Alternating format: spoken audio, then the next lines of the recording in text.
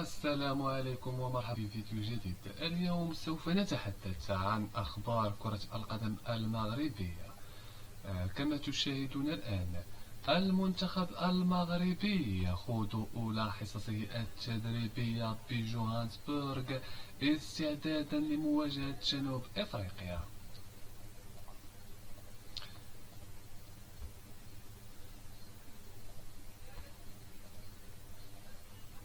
يخوض المنتخب المغربي زوال يوم الخميس أول حصة تدريبية بجوهانسبورغ استعدادا لمواجهة جنوب إفريقيا لحساب تصفيات كأس إفريقيا كوت ديفوار 2023. وكانت بعثة المنتخب المغربي قد وصلت إلى مدينة جوهانسبورغ الجنوب إفريقية في الساعات الأولى من صباح اليوم بعد رحلة جوية مباشرة امتدت لحوالي 9 ساعات و30 دقيقة انطلاقا من مطار الرباط.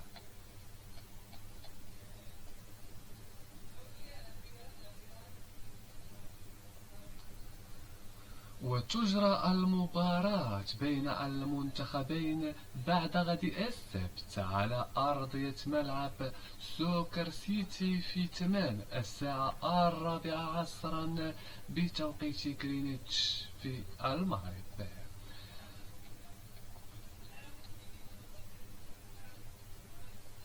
وفي خبر جديد،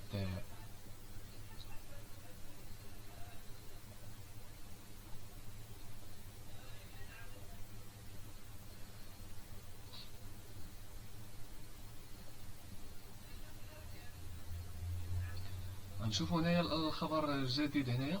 بالنسبة للمنتخب المغربي تحت 20 سنة يتغلب على فنزويلا ب1-0 وينهي مشاركته في الدوري موريس ريفيرو باحتلاله المركز السابع.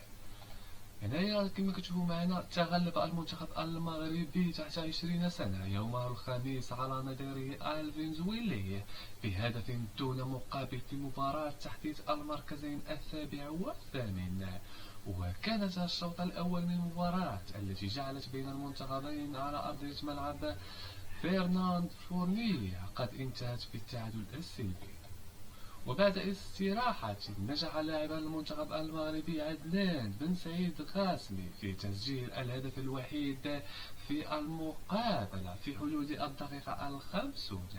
وبهذا الفوز أنهى المنتخب المغربي مشاركته في دوري موريس ريفو باحتلاله المركز السابع متبوعا بفنزويلا في المركز الثامن.